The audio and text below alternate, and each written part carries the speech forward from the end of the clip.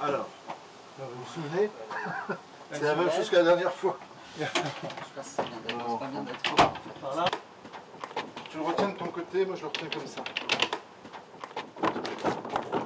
C'est bon? C'est là que ça va être le plus drôle.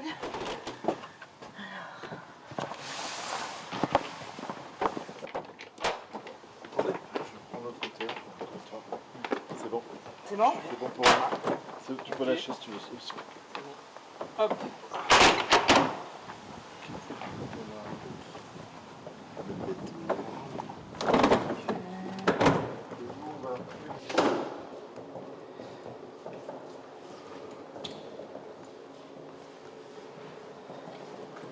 Donc aujourd'hui, on installe l'écran d'épingle.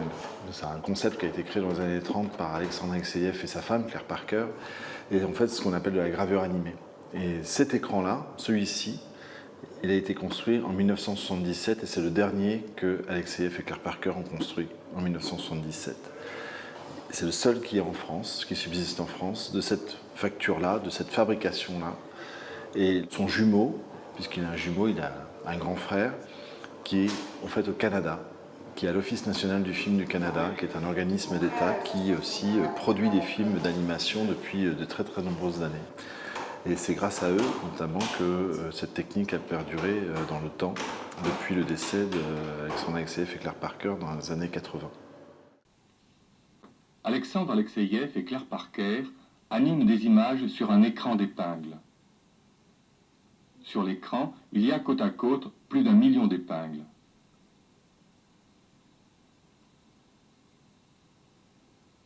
Pour créer l'image, Alexeïev enfonce des épingles jusqu'à ce que leurs pointes apparaissent sur la face blanche de l'écran. Selon que les épingles ressortent plus ou moins, on obtient le noir profond, toute une gamme de gris ou le blanc pur. Oh ben c'est bien ça. Expose. Le tableau est ensuite animé. Claire Parker a pris une image du tableau. Alexeïev le modifie légèrement en repoussant certaines épingles et en faisant ressortir d'autres. Expose.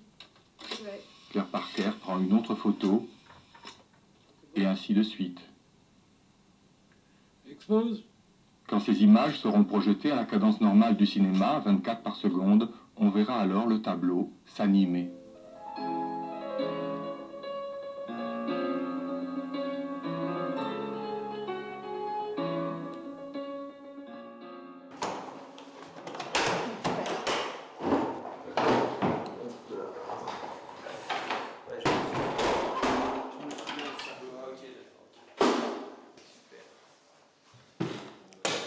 Donc, est-ce qu'elle est dans le bon... Oui, elle est dans le bon sens, c'est bien.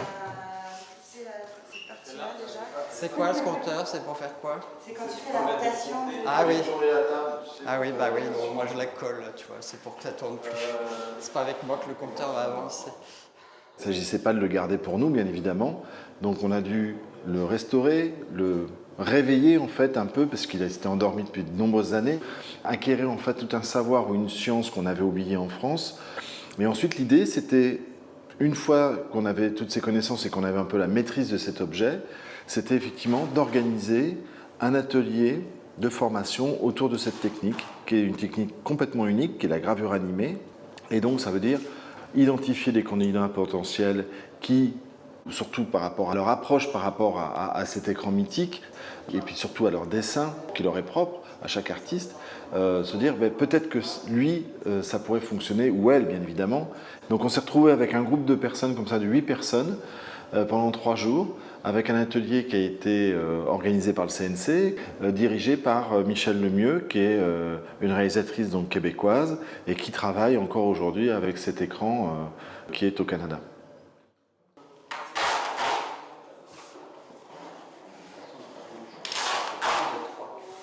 Ah, c'est bien. Et puis j'entre, et puis c'est un petit passage entre le pied et la table. Ça me paraît pas mal. Qu'est-ce que vous en dites? Ouais. Bah, moi, ça me va. Je préfère parce que l'autre, ça faisait une impression d'entrer et d'être direct. Là, ça me paraît pas mal. C'est un déménagement qui est conséquent parce que ça demande énormément de transport, de caisses et surtout d'installation parce que c'est très très minutieux en fait d'installer un écran d'épingle. C'est très compliqué parce que encore une fois c'est fragile. c'est lourd. Tout est fait pour que ce soit accessible au réalisateur physiquement, c'est-à-dire qu'on n'aura pas les mêmes réglages selon tel ou tel réalisateur en fonction de ses besoins. C'est un outil sur lequel on doit pouvoir travailler à l'extérieur, donc il faut qu'il puisse avoir tout, on dit embrasser l'écran, c'est vraiment de pouvoir travailler de tous les sens, donc tout ça c'est des réglages minutieux. Les pieds sont adaptés, tout est adapté au réalisateur et au travail qu'il veut faire, mais c'est vrai qu'on a besoin d'un pied caméra qui soit très très stable pour ne pas qu'on shoote dedans quand on travaille avec sa chaise, on a besoin de caler l'écran d'épingle avec une hauteur de cale qui est spécifique à chacun des réalisateurs, mais tout ça il faut le manipuler et puis le mettre en place à chaque fois qu'on déplace l'écran d'épingle. Ah voilà l'écran. Il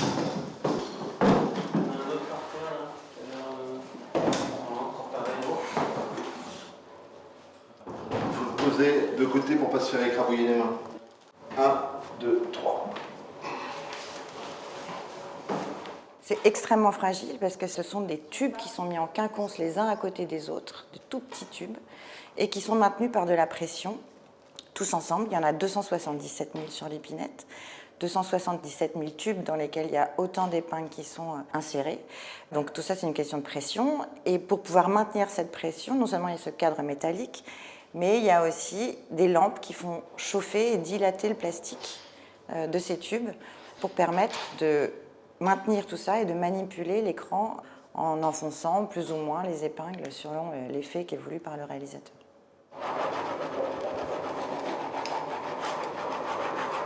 C'est bien. Ah, c'est quoi ça? C'est quoi ça? Ah non, je me demandais ce que c'était depuis tout à l'heure. Plein de trucs. On est là en soutien en fait aux réalisateurs. Ils ont besoin qu'on leur rappelle 2-3 trucs pour changer des épingles, changer des tubes. On nettoie aussi à chaque fois l'écran d'épingle pour leur permettre d'avoir l'outil dans les conditions les plus optimales. On se déplace pour accompagner notre ami qu'on remet en pension pendant quelques mois aux réalisateurs qui travaillent dessus. C'est la fierté de pouvoir participer aussi à une toute petite échelle à une aventure avec des réalisateurs qui eux aussi découvrent une autre manière de travailler. Et puis c'est très très agréable de voir que chacun d'eux a une façon de prendre en main en fait l'outil qui est complètement différente, de dessiner, de manipuler l'écran qui est vraiment différente de l'un à l'autre. Ils utilisent des objets différents et puis des rendus qui sont exceptionnels. Donc on est content d'avoir pu les aider là-dedans. Donc le voilà, l'écran d'Alexeïev et Parker, qui date de 77. Donc il n'a pas encore 50 ans, mais il n'est pas loin. J'ai commencé le tournage à la cartoucherie à Bourg-les-Valences. Et puis je viens terminer le tournage ici, enfin plus que terminer, parce que je vais faire 7 mois ici et j'ai fait 4 mois à la cartoucherie. Donc il faut tout réinstaller exactement comme c'était là-bas. La lumière, l'écran, la place de la caméra par rapport à l'écran, la place de la lumière par rapport à la caméra et à l'écran. Enfin, une triangulation à respecter. C'est le seul de cyclique qui n'est pas droit, hein. Moi j'ai pas rien. Hein. On refait la chape, pas de souci. Ça va être fait pour tout à l'heure. Moi j'ai fait des films qui étaient coproduits avec l'ONF, donc l'Office national du film au Canada. Et donc c'est là où j'ai vu pour la première fois des écrans d'épingle en fait. Et donc à l'ONF ils ont un autre écran d'épingle qui ressemble pas mal à celui-là, qui a été fait un peu avant, qui a un poil moins d'épingles. Celui-ci a 277 000 épingles. Et c'est vrai que déjà, voilà, je disais waouh, quel drôle d'outil. Alors j'avais vu des films d'Alexeïev, mais tant qu'on n'a pas vu le vrai écran, c'est quand même pas pareil, on se rend pas compte de ce que c'est.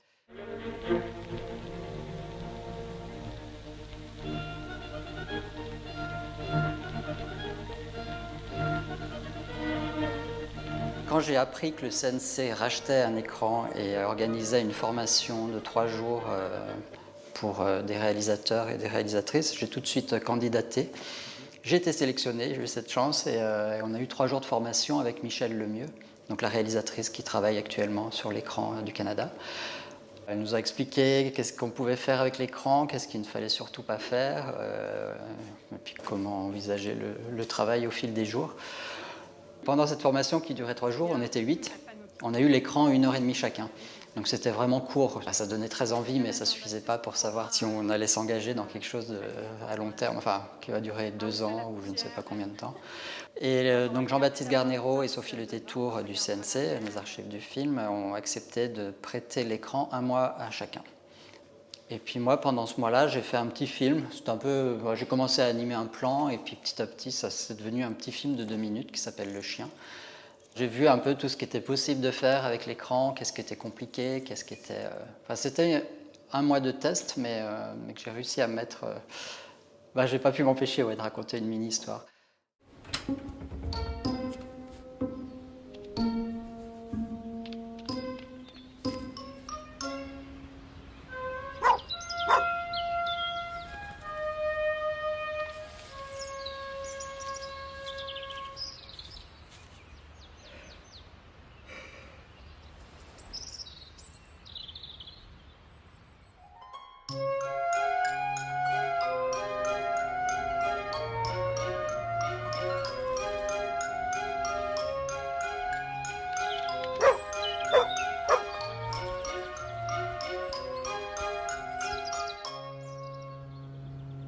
J'avais très envie après d'écrire un film pour l'écran d'épingle. Et j'ai écrit Les Bottes de la nuit il y a 2 ans, 2 ans et demi. Et puis on a cherché les financements l'année dernière. Et puis voilà, c'est parti. Enfin, c'est plus que parti parce que...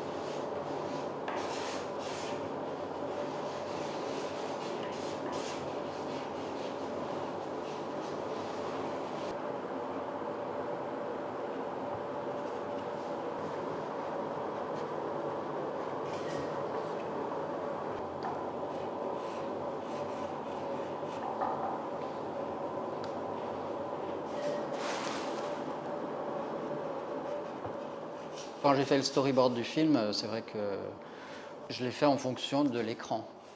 Donc il y a des apparitions, des disparitions. Et puis c'est un film qui se passe de nuit, donc je savais aussi que je pourrais jouer sur des contrastes. La lumière, c'est la pleine lune, donc on peut avoir des lumières assez franches quand même. Et pareil, l'écran, c'est un énorme avantage. On peut dessiner en clair-obscur. Enfin, je pense qu'il a été fait pour ça, mais chacun va l'utiliser de manière différente. D'ailleurs, on voit dans les outils qu'on utilise pour travailler, parce qu'on utilise rarement les doigts, et on a chacun des outils différents.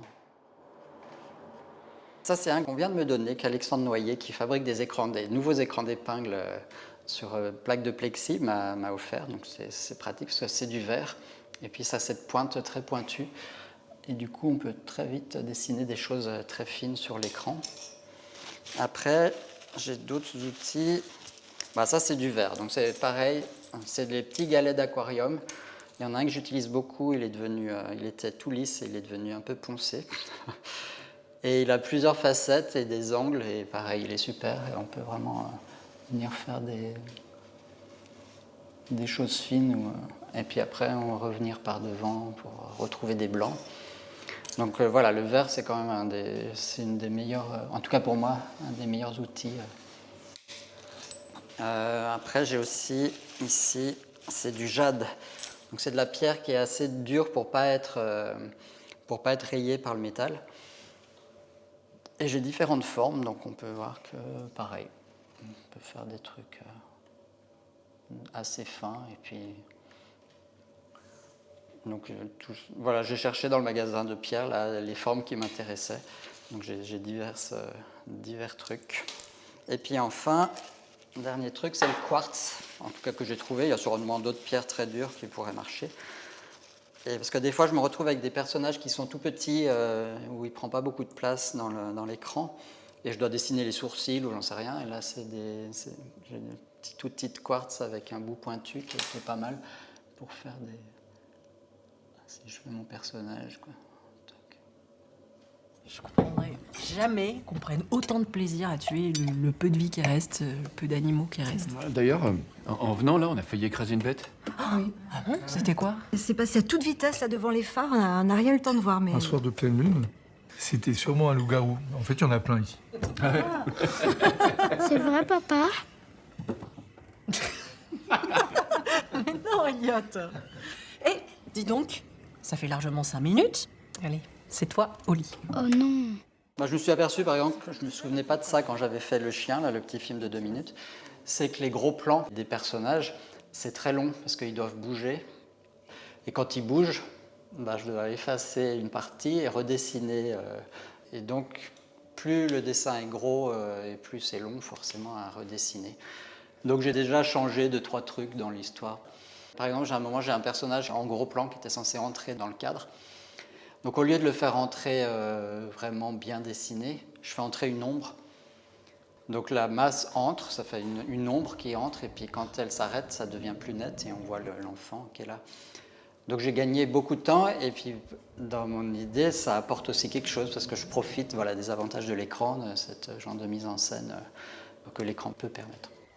Porte-moi.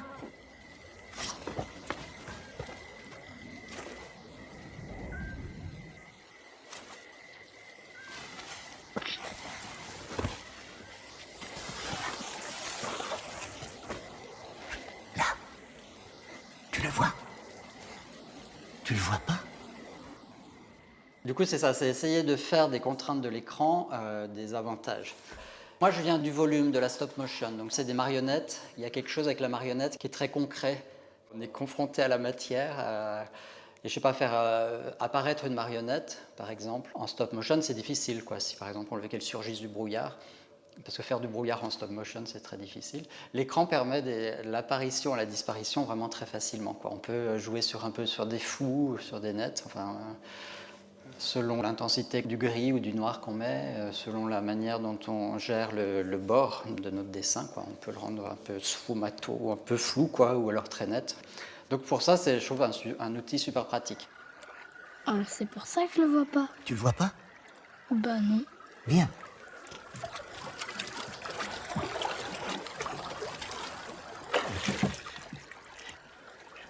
Là, tu le vois? Oui, bien sûr. Allez-y, déjà monter.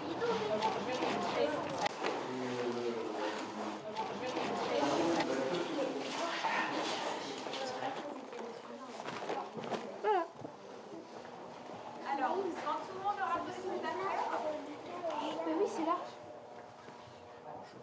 C'est long.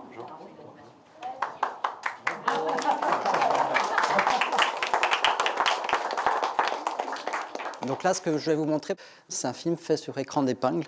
Donc j'ai amené un petit diaporama pour vous montrer. Et donc vous n'allez pas voir le film en entier, je vais vous montrer que 4 minutes du film. Et le film au total, il en fera 12. Donc il faudra attendre, je sais pas, 8 ou 9 mois encore pour voir le film fini. Alors le film s'appelle Les Boîtes de la nuit. Et donc il est fait sur un écran qui a été inventé par un Russe et une Américaine dans les années 30, donc ça fait presque 100 ans. Et on voit chaque épingle, en fait, elle est dans un tube. Il y a 277 000 tubes, donc c'est énorme, qui sont coincés dans un cadre métallique. Donc le cadre métallique qu'on voit ici. Et c'est grâce à l'ombre projetée de l'épingle qu'on obtient un dessin. Alors, ça reste un peu abstrait, j'imagine. Et ça, moi, c'est les outils que j'utilise. J'utilise souvent des outils en verre. Je pense que c'est important de parler de son métier à des enfants. Moi, je sais que gamin, je ne savais pas que ça existait, l'animation. Enfin, je voyais des dessins animés, mais je ne sais pas ce que j'imaginais, mais je n'imaginais pas les gens derrière en train de faire ces dessins animés, en fait. Donc, je ne sais pas si ça peut évoquer des vocations, mais je trouve qu'avoir les enfants et voir leurs réactions et puis le nombre de questions qu'ils ont à poser, on se dit, ah, ça va, on ne l'a pas fait pour rien, ce film, il intrigue, ou en tout cas, il pose des questions. Et ça m'a rassuré aussi sur le film lui-même, de voir les réactions, que ce soit des collégiens ou des écoliers. Enfin, en tout cas, c'était vraiment chouette, toutes ces réactions. C'est le truc noir. Oh là là, des nuages. Faut pas rester là. Et à la fin du film, donc Elliot lui offre ses bottes avant de retourner dans sa maison. Voilà un petit peu l'histoire que vous verrez donc dans quelques mois.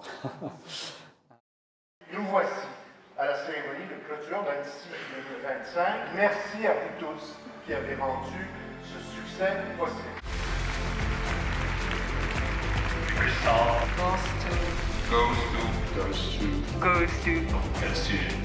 The crystal for a short film goes to Le Botte de la Nuit.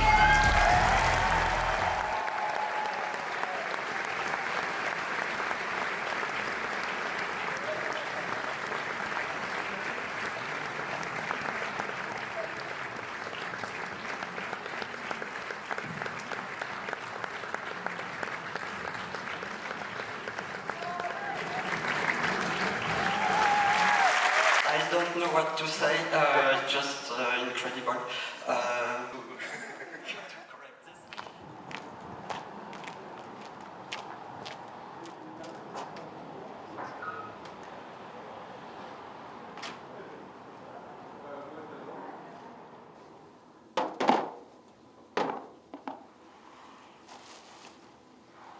Alors, je suis revenu à Cyclique aujourd'hui pour fêter ce qui s'est passé dernièrement pour les bottes de la nuit, c'est-à-dire que les bottes ont reçu 3 prix au Festival d'Annecy.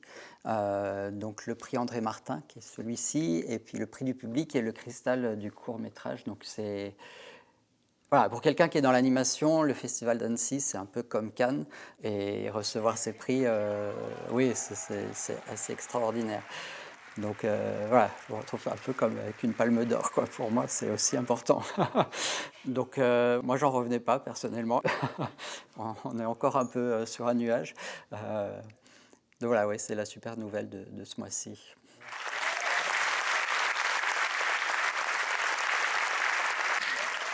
Alors cette aventure écran d'épingle, là, pour moi, ça a été quelque chose de quasiment tout le long hyper positif et joyeux.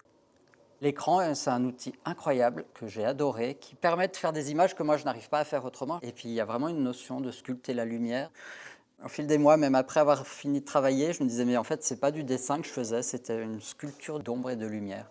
Donc j'espère que c'est pas complètement fini parce que c'est vrai que les prix Annecy relancent aussi la carrière du film. Donc je sais pas ce qui va se passer par la suite, mais par rapport à l'écran d'épingle, pour l'instant, je laisse ma place, vu qu'on était 8 réalisateurs et réalisatrices à être formés sur l'écran, et tout le monde n'est pas encore passé à faire son film.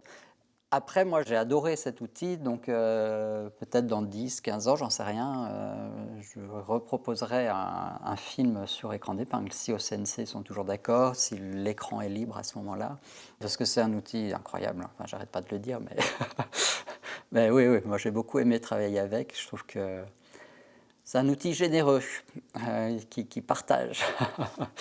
Donc, ouais, moi j'y reviendrai avec plaisir. Donc, pas tout de suite en tout cas, mais dans quelques années, ouais. Tu reviendras ? Oui.